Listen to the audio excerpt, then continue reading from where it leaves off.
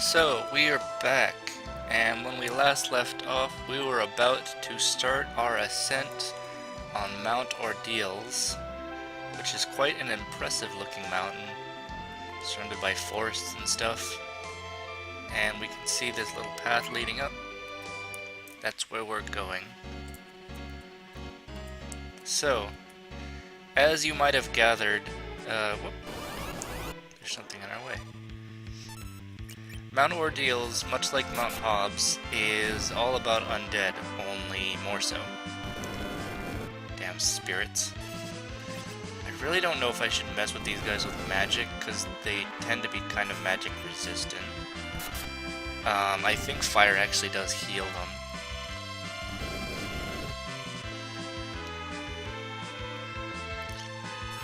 And, I don't know. It leaves these two without much to do, though. I guess I could try it, I just don't want to waste time healing them. Time and MP. We probably will end up using a fair amount of MP in this game, in this run, just because there's really no way to deal with zombies otherwise, other than setting them on fire.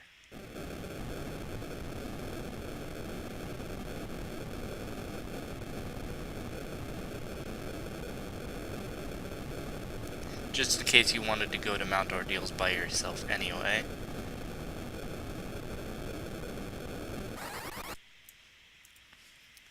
I would guess that this barrier was actually put there intentionally by the Mysidians so that no one would just be able to venture up there. I mean, it's pretty dangerous. I wonder where all these undead came from.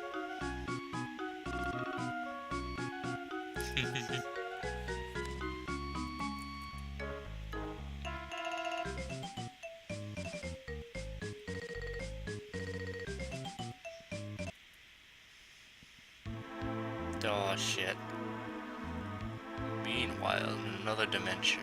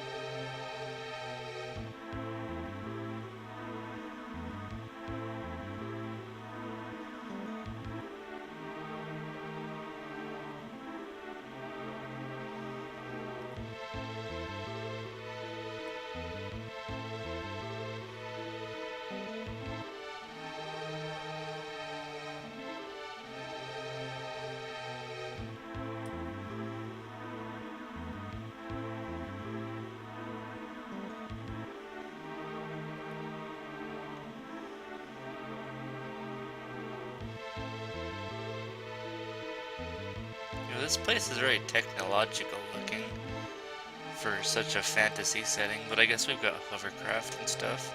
Fortunately, there will be an explanation of sorts for these very high-tech looking areas.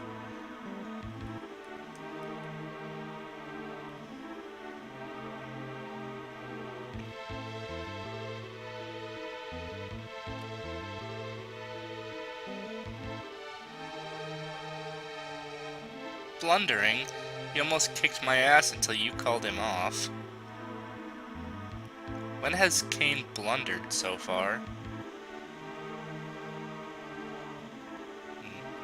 I guess he did hesitate when Rosa walked in. Eh.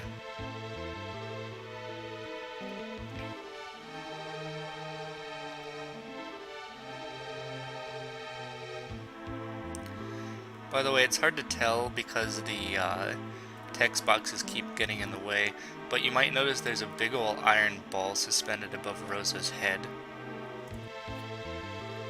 You might get a chance to see it as we fade out here.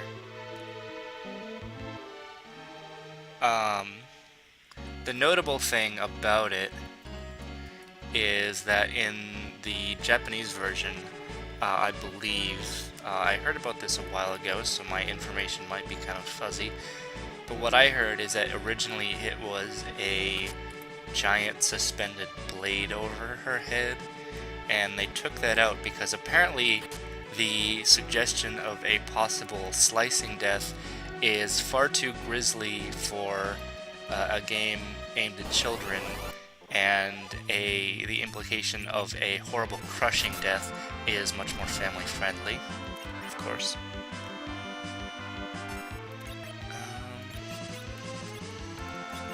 I'm gonna poke these guys with some elements and see what sticks. I've gotta figure out something, even if it means wasting a bit of MP. Ooh, that's what I'm talking about.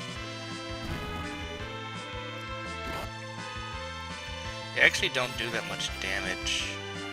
Of course, Cecil has been a pretty consistent tank this entire game so far. He doesn't have much to fear from physical attacks. Mostly it's just we want to draw attention away from our squishy wizards, which Cecil has been carrying quite a lot of squishy wizards throughout the game so far. And this is where Cecil starts running into problems. Let's have a nice big bonfire, shall we?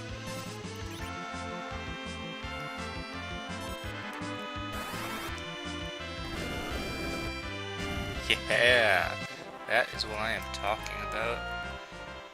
But yeah, Cecil can do all of jack shit against zombies. Hey, speaking of squishy wizards,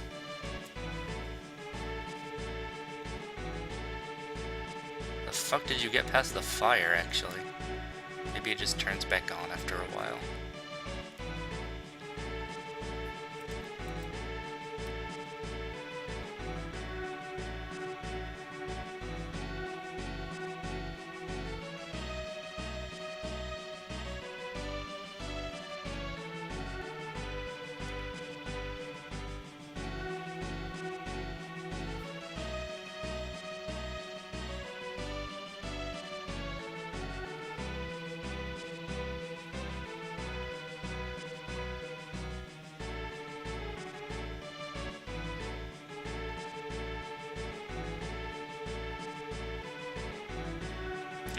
Whoops.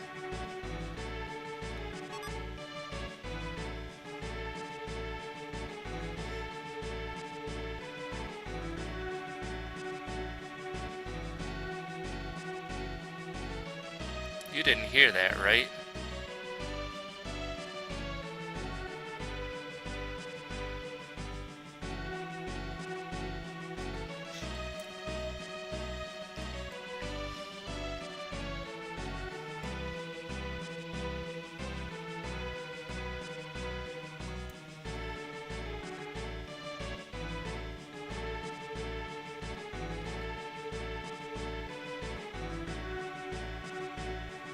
All in all, I haven't had a very good day. Okay, no, that's a lie. I know a sea journey would have taken more than a day.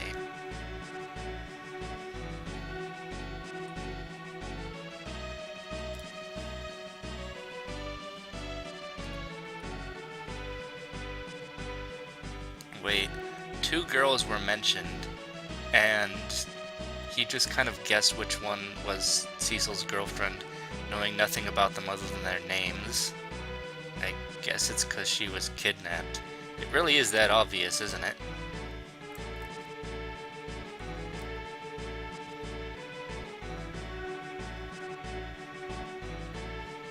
You felt a strong power and you just kind of assumed it was probably Medio.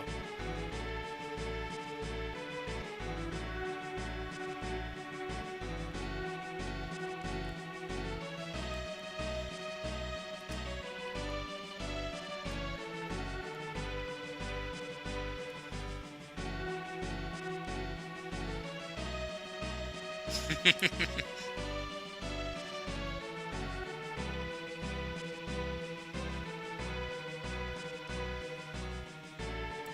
think I did get their names mixed up before. They're so similar. It's not fair.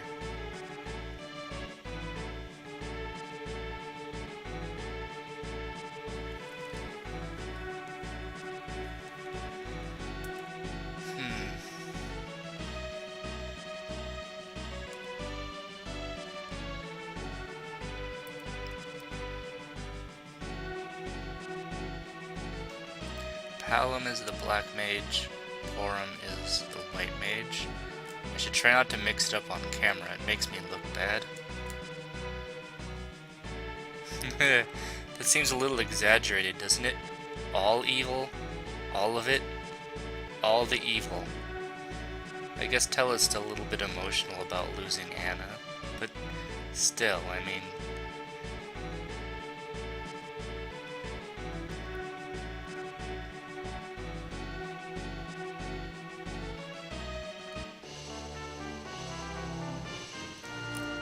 Poor Cecil.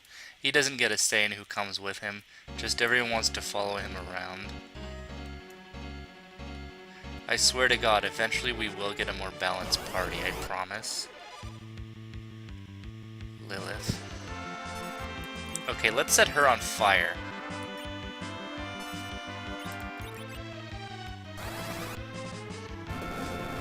Holy shit! 4 digits. Wow. That worked. Man, I killed the shit out of her.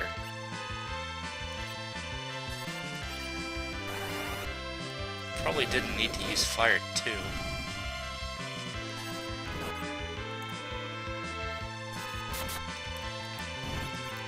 By the way, those of you familiar with the spell naming conventions of Final Fantasy, may have noticed that there are some things that are slightly off about the naming of the spells. And the main reason for this is space constraints. Kind of hope that Tella would know Fire 2 as well. Slow down, Jesus. They really didn't have room to put the full names of the spells in English. This is a problem that plagued a lot of early games in the Nintendo and Super Nintendo, is the fact that when translating to English, you need a lot more characters to say the same words, which probably did contribute in some measure to the bad translations. You just didn't have room for the full breadth of dialogue that you did in Japanese. So spells like, the fire type spells go fire, Fyra, Fyraga, and of course they really only had, I think, 5 characters per spell. There's no room for Fyraga, and of course it gets worse when you go Thunder, Thundara, Thundaga. They just had to toss all of that out, so instead we have Youch. That's a lot of them. Instead we ended up with Fire 1, Fire 2, Fire 3, Life 1, Life 2, Cure 1, Cure 2. Very bland names for all these spells. I would have liked them to exercise a little more creativity. I mean, this was not impossible. Like, just off the top of my head, what if you named the lightning type spells like Zap, Bolts, and Storm? Although I think there actually is another spell in this game already called Bolt, so that wouldn't exactly work. But you can kind of see where I'm going with this. It wouldn't have been impossible to inject a little bit of creativity into the new names. The stuff we ended up with here, it's pretty much as dull as dirt. But on the other hand, the spell animations are freaking gorgeous. I love them. Especially the higher level stuff where you're just raining elements upon enemies.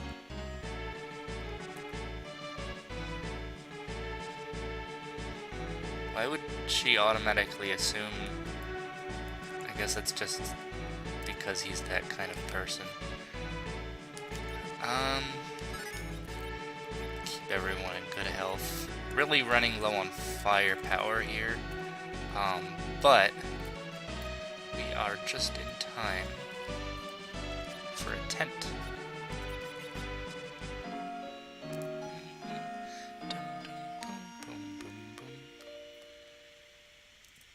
I'm pretty familiar with every one of these songs, so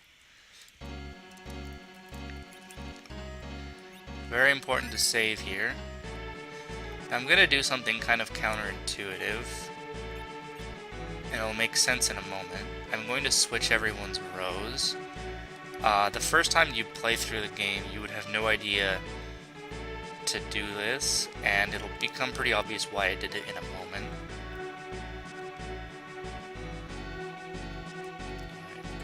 Apparently my memory is faultier than I thought. We need to do this later, but we will need to do it. Trust me on this.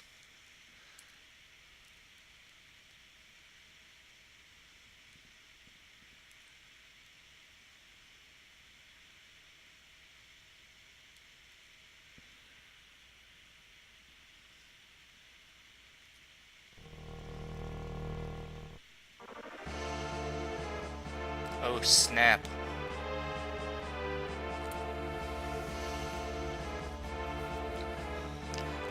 We're always running into fiends. Why couldn't we run into a friend of Earth?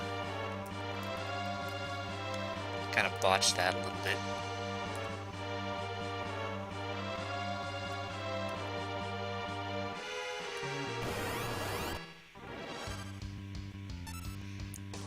There's a reason that they gave us characters who are pretty good at setting things on fire. There's no holding back now. Let's just start raining shit on these guys. That's going to get annoying. I seem to remember this inflicting sap as well, but I'm not sure. Ouch. No. Oh, that was weak.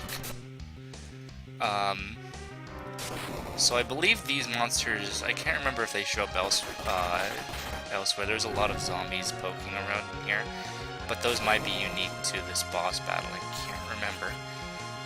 But they get wiped out pretty quickly with a nice application of fire. And as you can see, Mylon himself will take full damage from our attacks. I'm just gonna rain twin casts on this asshole.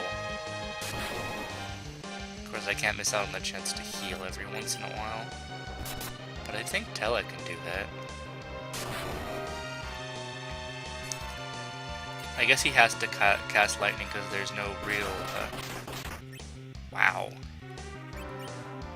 There's no real weak earth spells. Kind of a weird thing about the balance of this game's stuff.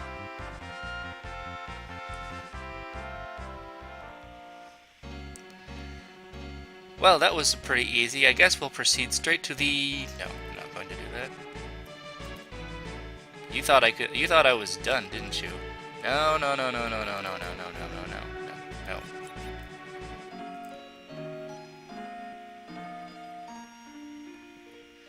Now is the time to rest. I'm completely ruining the surprise of the sudden twist. But hey, I didn't say I was going to pretend I was going into this blind. Now we're switching around, which means we're not going to want to run into any regular encounters.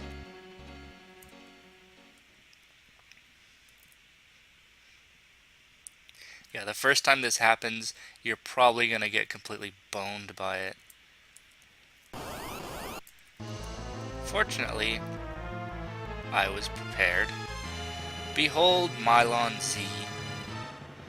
By the way, a little note about this guy's name. I mentioned one of the major characters. One of the major characters had its name severely shortened, and that would be this guy. Hold on, we don't have nothing to cure poison. Whatever, let's twin this guy. I'm sure Tello will be fine. If he gets low on health, we'll just heal him. The four fiends are actually named after demons from Dante's Divine Comedy. And this character has quite an interesting name. And I told you earlier, I said it, I know I did, that I was going to look up what its actual name was so that I would be able to pronounce it without sounding like a complete ignoramus. But I did forget. I forgot to look it up. It's a good thing that this guy's the first one, because he's honestly not that hard. So, what is his name? It's... I'm so afraid of getting this completely wrong. I'm gonna say it's Scarmiglione. I'm making a complete mess of that name. But there was no way they could make room for that. It's like it's like a dozen characters long. They had to completely ruin it. It's a shame because it's an interesting name, and they had to pretty much hack out all of it to squeeze it into the character limit.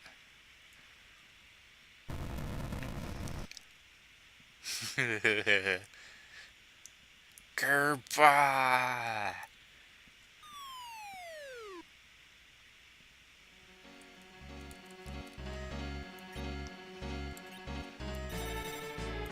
And now, just to get rid of all the poison and the damage we took, we'll rest a third time. We can make it down to the bottom without... and we should switch back. Yeah, trust me, the boss battles will get a lot more difficult later on. I may have actually been a little bit over-leveled here, thanks to my peninsula of power leveling. But it's also the fact that Mylon is really not that tough when you get right down to it. He's a pretty takeable boss as far as the four fiends go. The others are going to get quite a bit harder as it goes on. Do I want to take these? Yeah, why not? This place didn't really turn out to be that long. I guess it's pretty built up in my head. But it's a fairly manageable dungeon. As much as we are kind of getting into the epic quests and stuff, we're still pretty early in the game. So this really is one of my favorite scenes in the game, and I'm going to try and keep my commentary to a minimum so that I don't snark all over it, unless I come up with something really funny.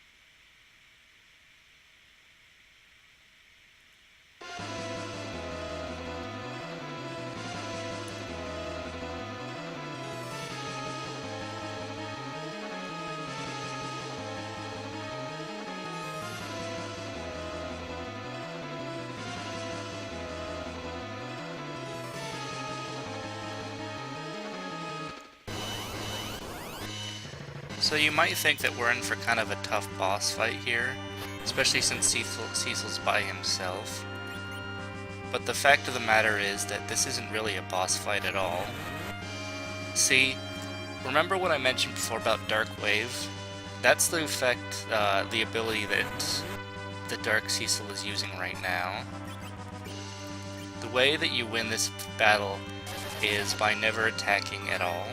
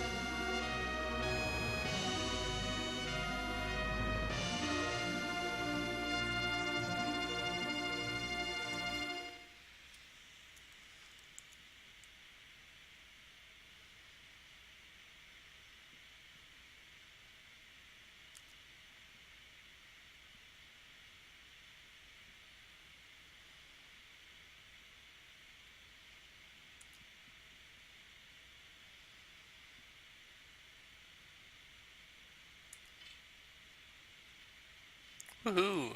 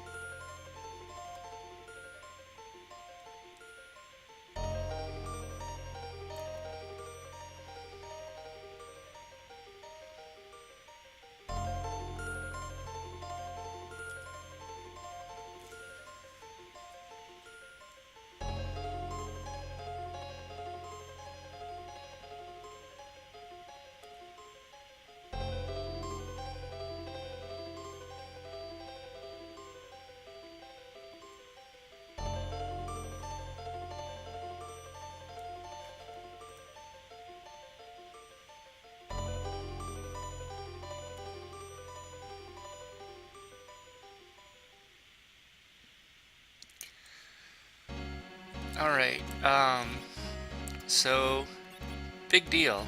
Cecil looks different. He also starts at level 1, but that's not something to worry about too much. He's going to be leveling up extremely fast, and functionally, he's not really all that weaker for having changed levels. He'll be back up to where everyone else is in a pretty short time. Tella learned some spells. A lot of them. I'm not going to go through all of them, but mostly what we're gonna be using here is, you know, the standard healing stuff. He's got life 2, which is pretty damn expensive, but heals an ally at full health. He's got the full array of offensive spells, the level 3 ones, which are also pretty expensive, but in a pinch he can afford to use 3 of them. And Virus, which I really enjoy using. And Meteo. I said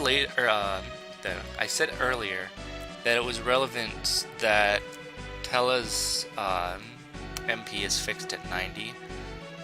He knows Meteo, but he can't cast it, and he will never be able to cast it because it costs more MP than he will ever get. So why is it in his inventory? Well, that will become clear later. We also have a few spells like Stone, which can petrify an enemy, and Weak, which will reduce them to, like I said, single-digit hit points. Those spells would be useful if they ever worked, and I'm sure that they do work on some enemies, but I haven't really messed with them much. If I really wanted to use them extensively, I'd basically have to resort to, I guess, either experimenting at random or just looking up in a guide which enemies are vulnerable to them. I know there are some, but I don't know what they are. So the other big thing is I want to talk a little bit about the scene that just happened, where Cecil fought himself.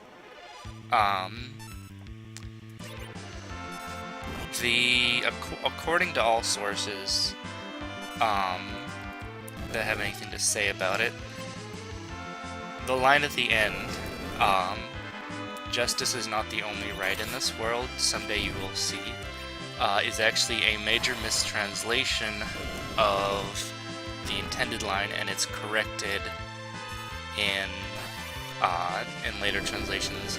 I remember the gist of it in the GBA translation, but I don't remember the exact line.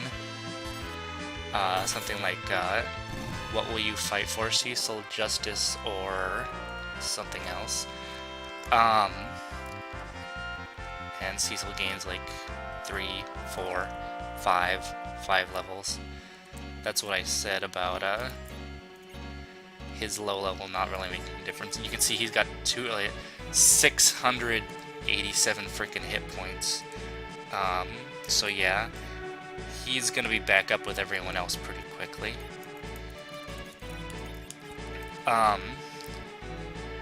But yeah, I really prefer this version, and I honestly don't really care that it is a mistranslation. And when I was a kid, I found it really, really poignant. I always have trouble pronouncing that. Really poignant. And I've had a lot of time to think about what it means, or what it means to me personally, since whoever wrote it obviously botched the intended meaning.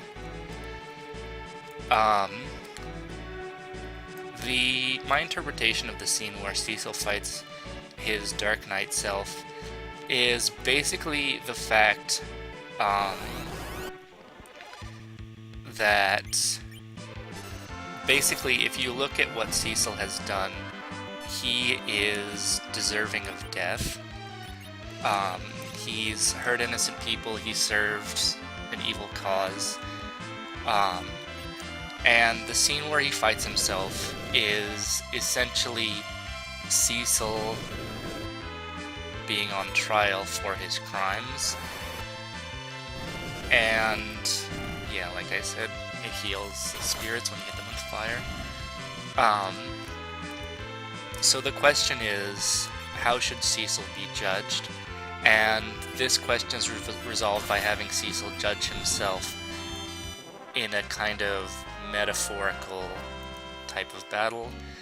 The dark half of Cecil sees himself as a person who has committed all these crimes and as someone who is deserving of death, and he uses the dark power of the Dark Knight to try to kill his other half, because he has judged him as deserving of death. Whereas, as the Paladin Cecil, you have to be able to forgive yourself for those crimes, and if you don't, then, well, you'll have judged yourself deserving of death and will die. But because Cecil is able to find that he's able to forgive himself for his crimes, he can expunge the darkness from himself and move on from the crimes that he's committed. And in this way, the question of the statement that the light says at the end, that justice is not the only right in this world, is basically a reminder of the idea of forgiveness and of... I'm trying to find the right words for it. Basically of being able to forgive people for their crimes, and that, you know, the right way to live your life isn't just an eye for an eye and, you know, destroying anyone who commits wrongs. And in that way, I find that it's a very interesting scene with a lot of nuance and depth to it, where it gets across the idea that even if Cecil has done bad things, that if he's willing to atone for his crimes, then he may not necessarily be worthy of death after all. And there's a lot going on in my head, and I need a lot of words for it that I'm kind of coming up with on the fly. I should have just written my own big speech for this. But you know, I think you kind of get the idea of what I'm getting at here. That, you know, cold justice isn't necessarily the way of light or goodness, and that, you know, in a way, just judging himself to be killed wouldn't be the best way. It's almost kind of like, you know, taking the easy way out. You know, if I die, then, you know, some measure of justice is served for what I did. But the actual hard path, the one that's worth doing, is to not give up and actually go out and try and actively work towards making up for what he's done.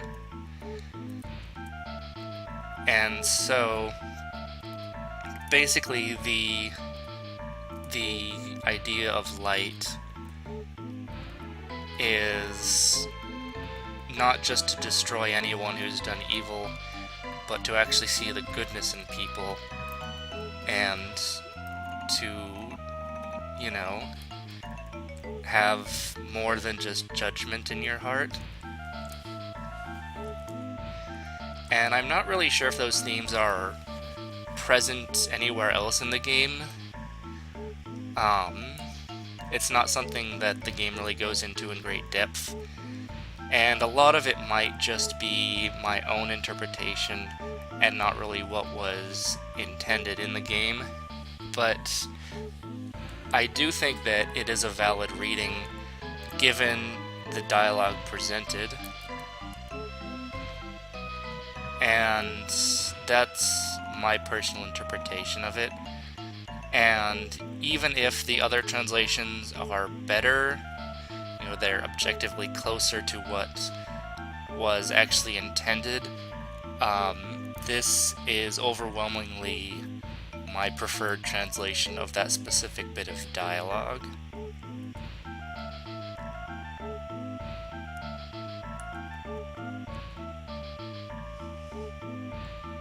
Of course, forgiving yourself doesn't mean that other people have to forgive you, as this one black mage has aptly demonstrated. But you can't move on to doing good until you have forgiven yourself, at least to some degree. So, you know. His whole face doesn't move except his beard subtly shifts back and forth. Okay, I'm getting distracted by silly things.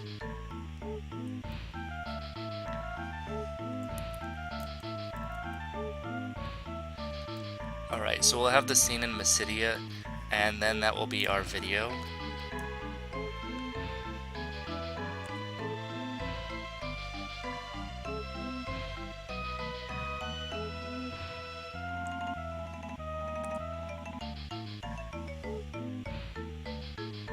Well, other than the fact that you would have gotten toasted if you try to go alone.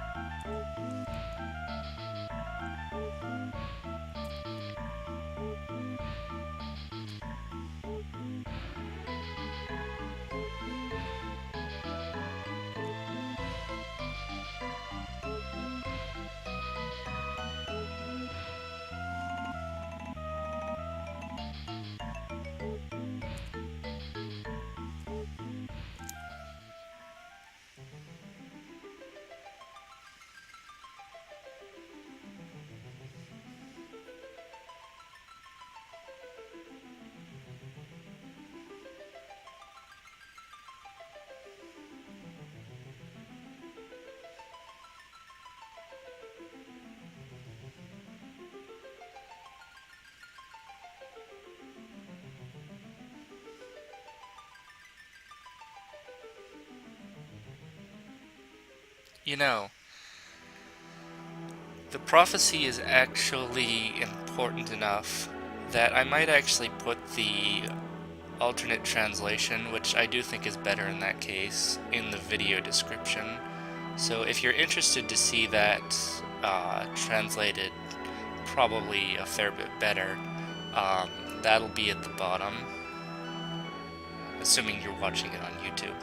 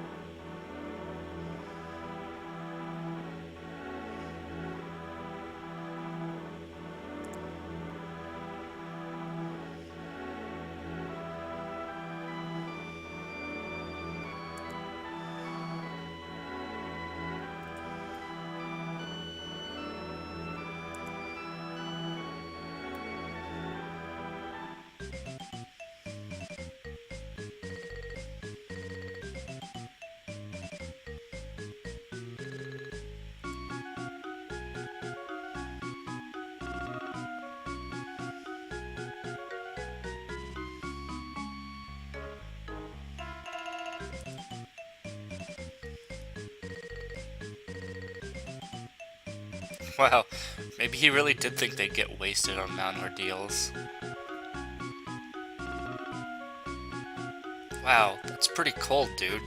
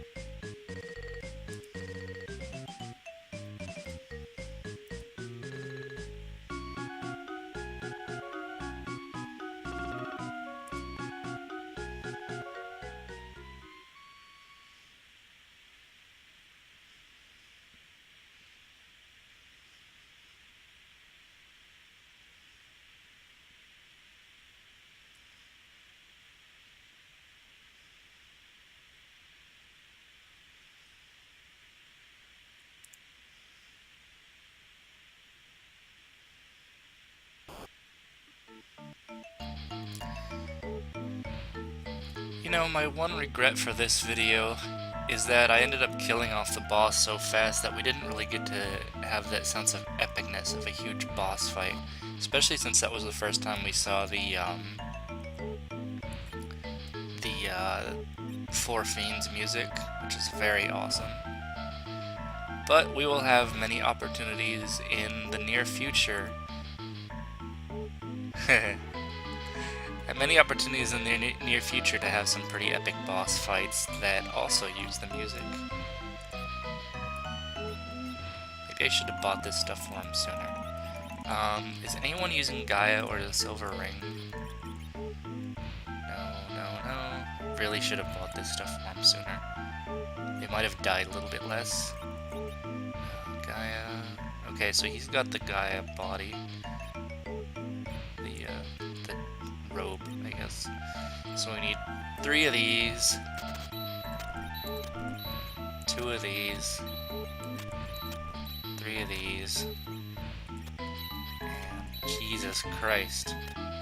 Just because I'm a paladin doesn't mean they're not gonna bleed me dry.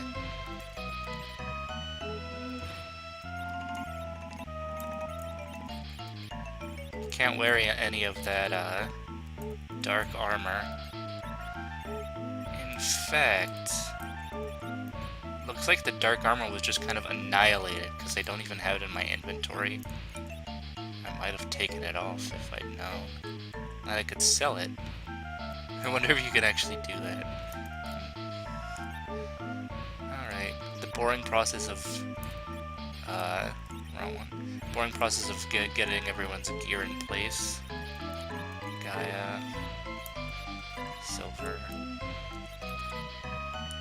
I probably could just turn the video off now, but no.